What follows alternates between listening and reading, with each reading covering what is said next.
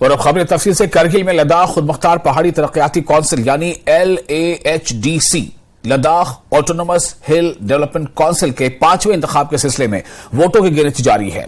बिम्बत द्रास से national conference के उम्मीदवार ने जीत दर्ज की है। पदम से भी नेशनल कॉन्फ्रेंस उम्मीदवार की जीत की खबर है। काउंटिंग के हवाले से बता दें कि काउंटिंग जो है वो 3 टियर सिक्योरिटी इंतजामात के बीच हो रही है। लद्दाख पुलिस, CRPF और फौज की तैनाती की गई है। CCTV कैमरे की निगरानी रखी गई है। हर पार्टी का एजेंट इन CCTV कैमरों के जरिए बैलेट बॉक्स से देख सकता है। करगिल में 77.61% पोलिंग रिकॉर्ड की गई थी। 370 की मनसूखी और यूनियन टेरिटरी बनने के बाद यहां यह पहला इंतखाब है। 26 हलकों के लिए 50 उम्मीदवारों की किस्मत का आज फैसला हो रहा है।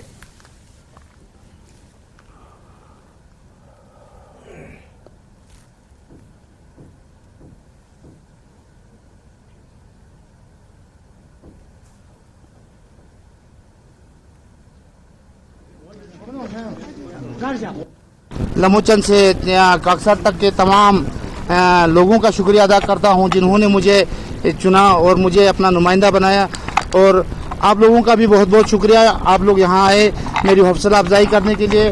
तो सबसे पहले मैं अब particularly Jammu and Kashmir national conference का शुक्रिया अदा करता हूँ जिन्होंने मुझे मैंडेट दिया और मुझे अपना कैंडिडेट बनाया। तो NC के एक कैंडिडेट की जीत के बाद का ये बयान आपने सुना। उन्होंने कहा है कि उन्हें बेहद खुशी है और वो पार्टी के भी मशहूर खुद को बता रहे हैं कि पार्टी ने उन्हें अपना कैंडिडेट बनाया था। तो कहने का मतलब ये है कि सिलसिलेवार अब रिजल्ट सामने आने लगे हैं। जो काउंटिंग जारी है उस काउंटिंग के नतीजे अब सामने आ रहे हैं और अब ये हर लम्हे यानी हर कुछ देर में यह साफ होता जा रहा है कि कौन किस सीट से चुनाव जीतता जा रहा है। आगे भी आपको हम इसकी तफसीलात से आगाह करते रहेंगे। हिंदुस्तानी फिजाइया के सालगिरह के सिलसिले में एयरफोर्स स्टेशन लेह में आज तैयारों और हथियारों के निजाम के एक खुसूसी डिस्प्ले का एहतमाम किया जा रहा है। इसका मकसद नौजवानों को हिंदुस्तानी फिजाइया में शामिल होने की तरगीब देना है। इससे नाजरीन को एरोस्पेस सेफ्टी की अहमियत के बारे में आगाह करने में भी मदद मिलेगी। लेफ्टिनेंट गवर्नर लद्दाख मेहमान खुसूसी होंगे और air commodore DS Handa air officer commanding air force station Leh मेहमान खुसूसी होंगे। हथियारों की तहसील जैसे शौर्य, राफेल हवाई जहाज, आकाश मिसाइल, चीतल वगैरह लोगों के लिए पुरकशिश हैं।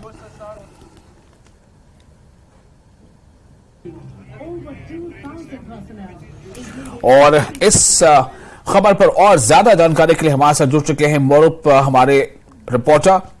मोरूप, इस एयर शो के बारे में और क्या डिटेल्स हैं? कितना अलग है ये एयर शो और लोगों को इससे क्या फायदा होगा? क्या आम लोगों को इसमें इजाजत है कि वो जाएं, करीब से इसके बारे में जानें, देखें, समझें? जी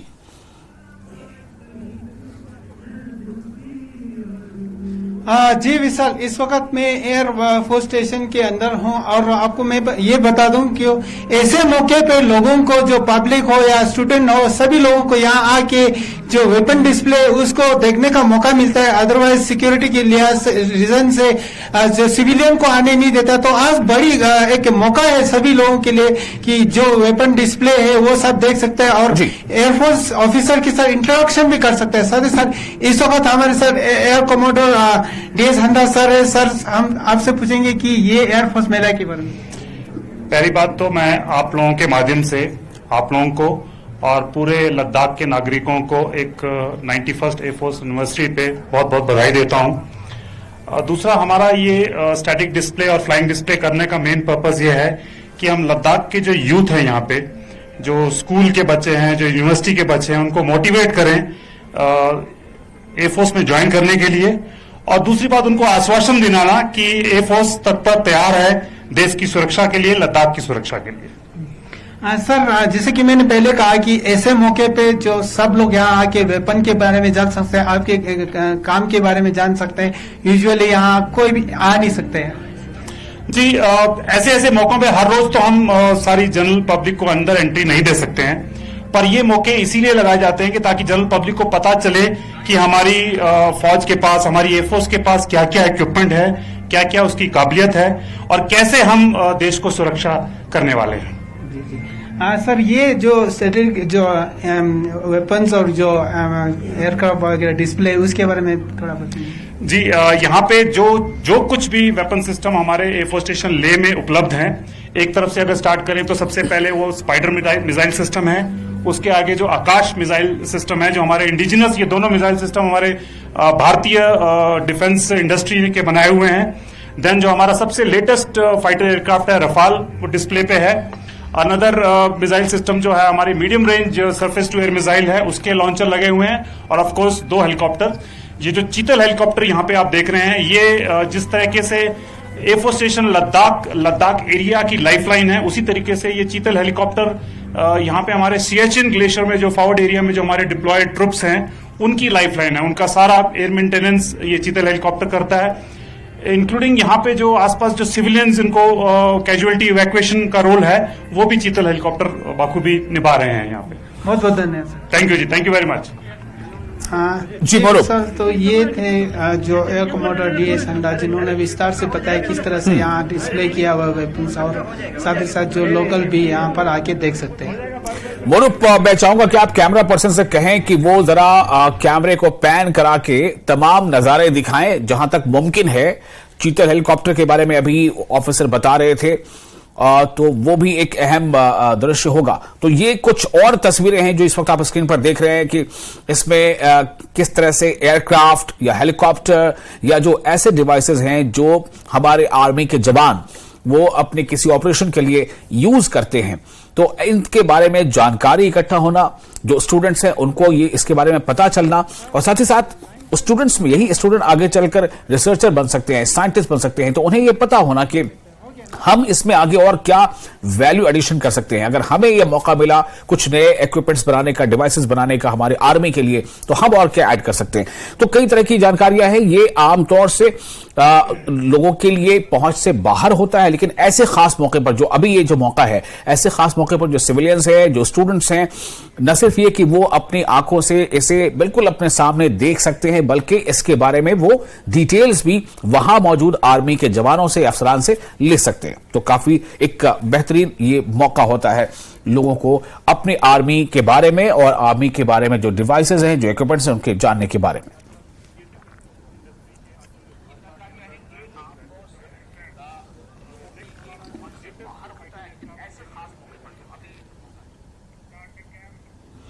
और खबरों में आगे बढ़ते हैं। भारतीय जनता पार्टी जम्मू कश्मीर के सदर रविंद्र रैना ने रामबन और बानिहाल का दौरा किया और पार्टी वर्करों के भारी इज्तिमा से खिताब किया। बानिहाल में रविंद्र रैना ने कहा कि वजीर आजम नरेंद्र मोदी के अहकामात के मुताबिक बीजेपी 24 अक्टूबर से गांव-गांव जाकर आम लोगों से मिलने और इन्हें जमीनी सतह पर मोदी हुकूमत की जानिब से चलाई जाने वाली स्कीमों के बारे में आगाही देगी। इन्होंने कहा कि भारतीय जनता पार्टी तमाम इंतखाबात के लिए तैयार है और इलेक्शन का फैसला इलेक्शन कमीशन को लेना है।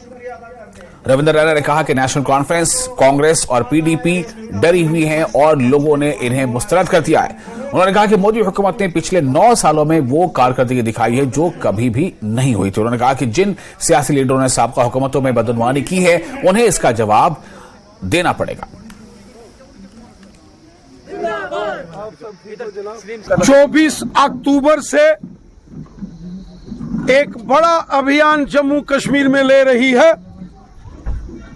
जम्मू कश्मीर के हर पंचायत में, हर गांव में भारतीय जनता पार्टी का जनसंपर्क अभियान शुरू हो रहा है। मास कांटेक्ट प्रोग्राम जो हम मासिस के साथ, अवाम के साथ गांव-गांव और पंचायत में जाकर गुफ्तगू करेंगे कि जो काम नरेंद्र मोदी साहब की सरकार ने पिछले 9-9.5 साल में किए हैं, पूरे जम्मू कश्मीर के अंदर जो जबरदस्त डेवलपमेंट मोदी साहब की मेहरबानी से हो रही है, जो जम्मू कश्मीर में अमनो अमान, खुशहाली, ये सब मोदी साहब की देन है। और आज पूरे जम्मू कश्मीर के अंदर एक खुशनुमा माहौल है, ये सब मोदी साहब की देन है। और जम्मू कश्मीर के हर गांव में, हर पंचायत में भारतीय जनता पार्टी के वर्कर्स जाएंगे और सीआरपीएफ की ऑल विमेन मोटरसाइकिल मुहिम 2023 कठुआ पहुंची है। कठुआ में इनका शानदार इस्तकबाल किया गया। यशस्वनी बाइक रैली श्रीनगर से 3 अक्टूबर को शुरू हुई थी और अब जम्मू के बाद ये रैली कठुआ के हीरानगर पहुंची। रैली का डीआईजी सीआरपीएफ जीसी हीरानगर ने इस्तकबाल किया। इस हवाले से एक रंगारंग तकरीब का भी इनेकाद किया गया।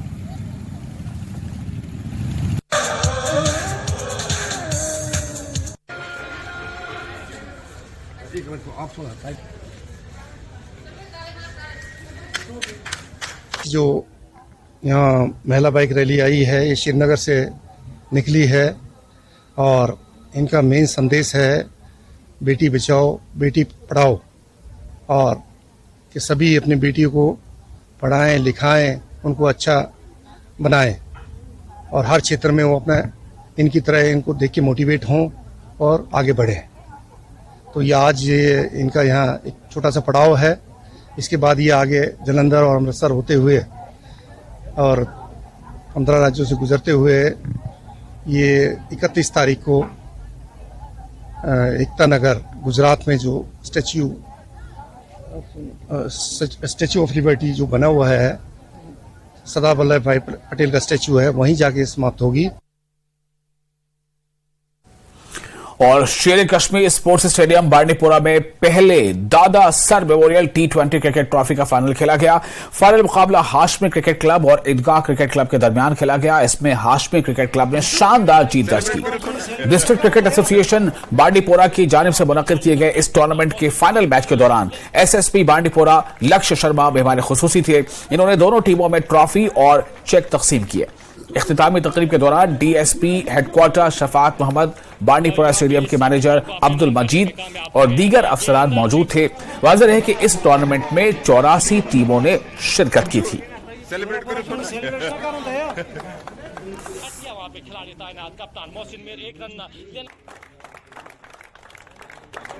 बस प्लानिंग यही थी कि मैंने ओपनर्स को भी बोला था एंड तक ले जाना है गेम। मतलब ये अचेजेबल टारगेट हुआ क्योंकि विकेट भी अच्छी है। हम बहुत अच्छा क्रिकेट खेलते आए हैं इस टूर्नामेंट में। नॉर्मल विकेट है, मतलब बैटिंग ट्रैक अच्छा है। हमारी तरफ से फील्डिंग में 2-4 कैच छूटे, इसलिए टारगेट ज्यादा, वरना मेरी नजर थी 130-140 होता था हमारी। तो आप खुद देख सकते हैं टीम फाइनल में पहुंची, सब लोगों ने मेहनत की थी, सब लोगों की मेहनत हम फाइनल तक पहुंचे।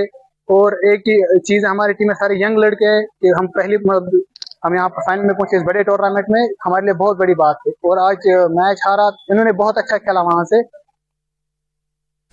जिला कुलगाम के देवसर स्पोर्ट्स स्टेडियम में Devsar premier cricket league tournament का फाइनल मैच खेला गया। SSP Kulgam Sahil Sarangal, CO 9RR colonel Kumar, SP highway Shabbir Khan, DDC vice chairperson DDC Riyaz Ahmad के अलावा मकामी लोगों और खिलाड़ियों ने शिरकत की। टूर्नामेंट में 64 टीमों ने हिस्सा लिया। फाइनल मैच आगरू और मिलीपुरा के टीमों के दरमियान खेला गया। खिलाड़ियों में इनामात भी तकसीम किए गए।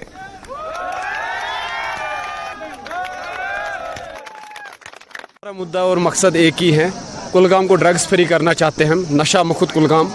इस चीज़ के लिए हम ये मेहनत कर रहे हैं। इसमें district administration, 9RR, youth service sports, हर किसी का योगदान हमें मिला और हम कोशिश करेंगे आगे भी हमें ऐसे ही साथ मिले। जैसे 9RR ने इस बार पूरी पहल की, इसमें चाहे वो तन मन धन हर किसी तरीके से कि इस टूर्नामेंट को हम कामयाब करें और अपने बच्चों को नशे से दूर रखें और इनको खेल कूद में हम आगे बढ़ाएं और डिप्रेशन से इनको बाहर निकालें।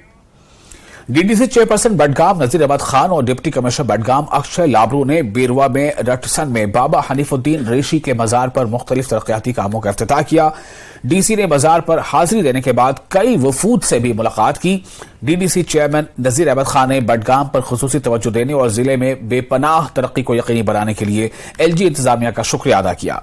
इन्होंने कहा कि लेफ्टिनेंट गवर्नर मनोज सिन्हा की रहनुमाई में तरक्की के नए दौर का आगाज हुआ है और हर गांव में सड़कों, बिजली के वसाइल, JJM के कामों बशमूल HT आबी ज़खायर की तरक्की हुई है। लोगों को बेहतर सहूलियात फराहम हो रही हैं। डीसी ने इस बात का इयादा किया कि बेरवा में हेरिटेज टूरिज्म की जबरदस्त सलाहियतें मौजूद हैं। इन्होंने उम्मीद जाहिर की कि सयाहों की तादाद में इजाफे से मकामी लोगों के लिए रोजी रोटी के मौके भी पैदा होंगे।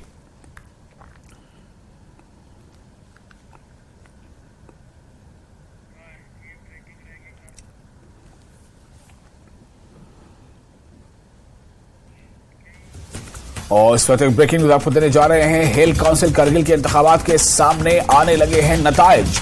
बिम्बत द्रास से नेशनल कॉन्फ्रेंस के अब्दुल वाहिद की जीत हुई है, जबकि पदम से नेशनल कॉन्फ्रेंस के फुनसुक ताशी की जीत हुई है और सितचे से खंगराल से बीजेपी की पद्मा डोरजे की जीत हुई है। तो 3 नतीजे यहां पर सामने हैं, 3 अलग अलग इलाकों के। इनमें से 3 में से 2 नेशनल कॉन्फ्रेंस के खाते में जा गई हैं, जबकि 1 बीजेपी के खाते में गई है। तो हिल काउंसिल करगिल यानी LAHDC लद्दाख ऑटोनोमस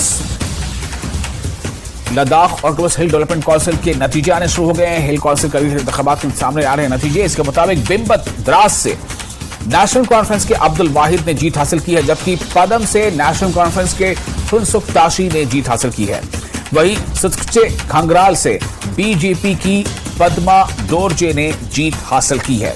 तो 3 नतीजे इस वक्त सामने हैं और इन 3 नतीजों में 1 बीजेपी के खाते में गई है, जबकि 2 सीटें नेशनल कॉन्फ्रेंस के खाते में गई है। आपको बता दें कि कुल 85 उम्मीदवार हैं जिनकी किस्मत का आज फैसला हो रहा है। कुल 26 सीटों के लिए ये वोट डाले गए थे और इस चुनाव में कांग्रेस और नेशनल कॉन्फ्रेंस का आपस में इत्तेहाद है, यानी कांग्रेस और नेशनल कॉन्फ्रेंस अलायंस करके ये चुनाव लड़ रही थी। तो आज नतीजे आ रहे हैं, इसलिए जाहिर होगा, इससे पता चलेगा कि अलायंस कितना कारगर था या नहीं। ये इलेक्शन प्योरली डेवलपमेंटल काम को लेके हमने इलेक्शन लड़ा। अदरवाइज लोगों ने वो इस इलेक्शन को जो है ना हर कम्युनल रंग ले देने की कोशिश किया, क्योंकि मैं जम्मू कश्मीर नेशनल कॉन्फ्रेंस से ताल्लुक रखता हूं और करगिल में पिछले बीते हुए 4th LHDC तक नेशनल कॉन्फ्रेंस या कांग्रेस का ही हुकूमत रहा है, बीजेपी का तो कभी रहा नहीं। लेकिन यूटी आने के बाद आप सब लोगों को जानते हैं, सबसे पहले तो नेशनल कॉन्फ्रेंस को मैं सिंबल नहीं दिया, महीना उसी में लगे रहा। तो उसके बाद सिंबल देने के बाद उन्होंने ये रंगत लगाने की कोशिश किया कि नेशनल कॉन्फ्रेंस किस चीज़ की पार्टी है, किसको हिमायत करते हैं। लेकिन मुझे ना आर्टिकल 370 से लेना देना है, ना जम्मू कश्मीर, क्योंकि हम तो लद्दाख यूनियन टेरिटरी फ्रंट से आए हैं। सबसे पहले एंट्री लद्दाख की यूटी चाहने वाले में लोगों में से, लद्दाख को यूटी डिमांड करने वाले लोगों में से। तो बीजेपी के MP साहब और बाकी लोगों ने संस्कार में कोई कसर नहीं छोड़ा इस इलेक्शन को वो करने के लिए, पॉलिटिकल जो है ना। जिस तरह हम देख रहे थे कि संस्कार में जिस तरह वहाँ भाजपा के नेता आ रहे थे, कैंप लगा के बैठे थे, उसके बावजूद उसको आप किस तरह देखते हैं? और इसको देखो, अब सब लोग जानते हैं संस्कार में जो ना नेशनल उनके जनरल सेक्रेटरी आया है, जम्मू कश्मीर के जनरल सेक्रेटरी आए, बीजेपी के RSS के लोग वहाँ पे आए हैं, और उसके बाद MP साहब तो पिछले करीब 2-3 हफ्ते से वहाँ पे घुसे रहे हैं। उसके बावजूद भी लोगों ने मुझे जो मैंडेट दिया है वो प्योरली डेवलपमेंटल चीज को देख के दिया। और जम्मू कश्मीर में माजी की हुकूमतों के जरिए बैकडोर भर्तियों से मुतालिक चीफ सेक्रेटरी के बयान पर नेशनल कॉन्फ्रेंस के चीफ तर्जुमान तनवीर सादिक ने कहा है कि सरकार के पास तमाम इदारे और एजेंसियां मौजूद हैं, ऐसे में उन्हें दिखाना चाहिए कि किन लोगों ने बैकडोर भर्ती की है। तनवीर सादिक ने कहा कि सरकार यहां इलेक्शन कराए तो पता चल जाएगा कि लोग किसके साथ हैं। उन्होंने कहा कि अगर उन्होंने गलत किया होगा तो लोग नेशनल कॉन्फ्रेंस को वोट नहीं देंगे।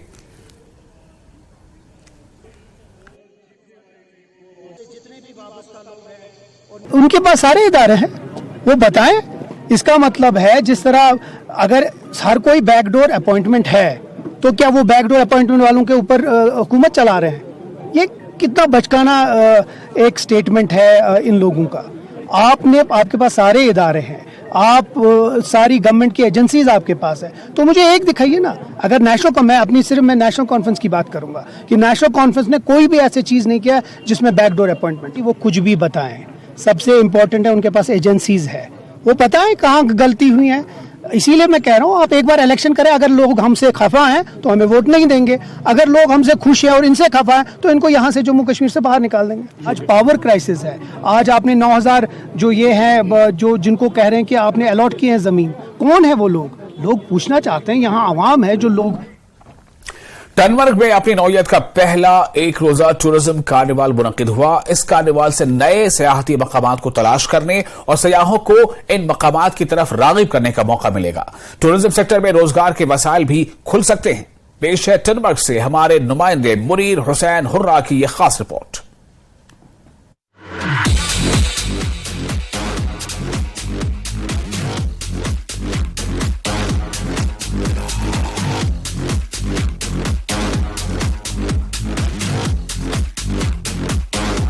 रोशन चरागा, पटाखे, कैंप फायर और लोगों का रक्स। यह न सिर्फ नए कश्मीर की अलामत है बल्कि अमन का जीता जागता सबूत है।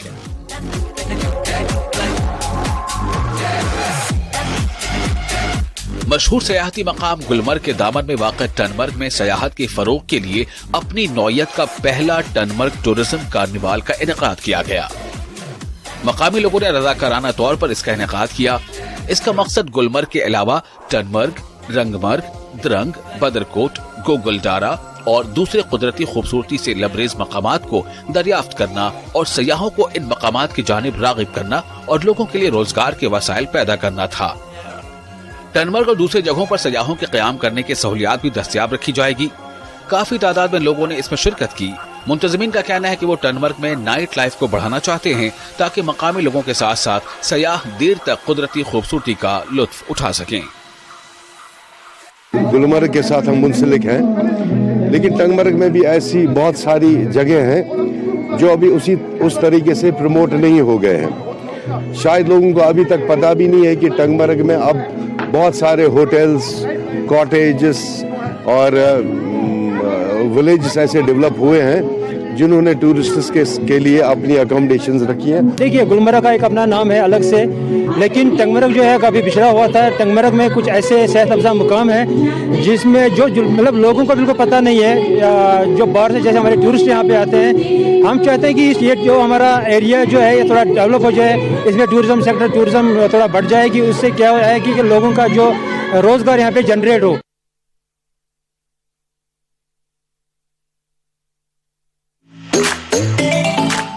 टनमर्ग टूरिज्म कार्निवाल में काफी तादाद में सयाहों ने भी शिरकत की। इन्होंने मौसीकी की महफिल में हिस्सा लिया।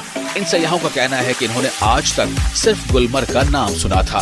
सयाहों के मुताबिक टनमर्ग और इसके आसपास की जगहें भी इंतहाई खूबसूरत हैं।